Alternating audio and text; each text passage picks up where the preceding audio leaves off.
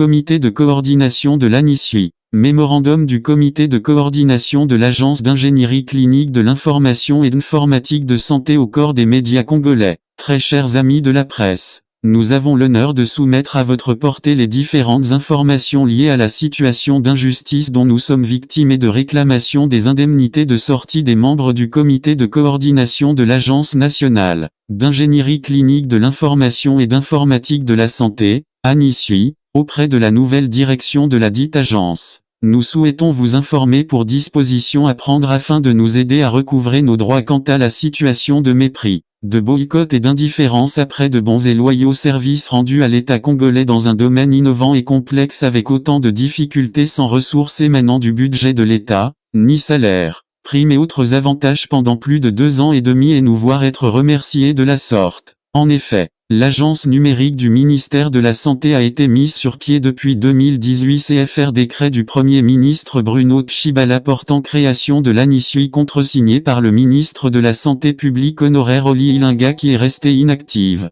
jusqu'à l'avènement de la coalition FCC Cash où le ministre Eteni Longondo institua l'arrêté portant création du comité de coordination de l'agence d'ingénierie clinique de l'information et de l'informatique de santé, ANISI, ainsi que celui du 5 février 2020 nommant ses animateurs et donnant possibilité l'accompagnement des experts de l'ECUNIB d'appui jusqu'à la transformation de ce service public à l'établissement public sans ressources émanant du budget de l'État dont nous avions eu l'honneur de gérer pendant plus de 2 ans et demi. Il a été créé selon la recommandation de l'Union internationale de la télécommunication, UIT, ainsi que l'Organisation mondiale de la santé, OMS en sigle, qui lors de l'Assemblée générale de 2018 avait opté et ont recommandé aux pays membres d'avoir des agences numériques de la santé pour faciliter l'envoi des multiples fonds des bailleurs qui étaient mis à la disposition des gouvernements, afin d'en faciliter les rapports et la gestion parce que dorénavant par exemple cet exercice de gestion de fonds des bénéficiaires et des prestataires ne semblait être pas facile,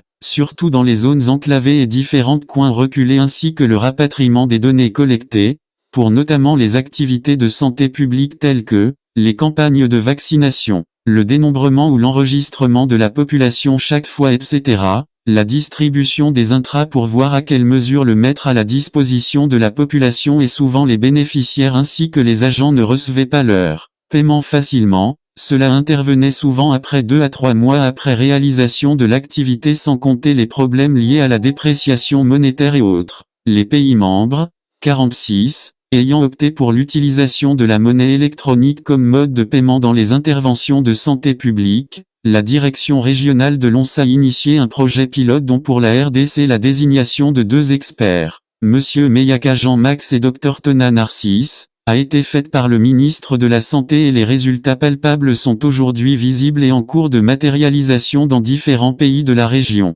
comme au Mali avec Antim, Agence nationale de télémédecine et d'informatique médicale, qui est le premier pays à avoir installé cette agence. Il suaide de noter que la RDC en est la 2e au niveau continental avec la NICNS par le travail ardu du comité de coordination Meyaka de par l'expérience dans le privé. Ils ont réussi à travailler avec différents partenaires techniques et financiers du MSPHP pour la matérialisation de structures techniques de facilitation de la mise en de la CSU en RDC et de sa transformation en établissement public, qui avec les 4 autres structures créées, FPS,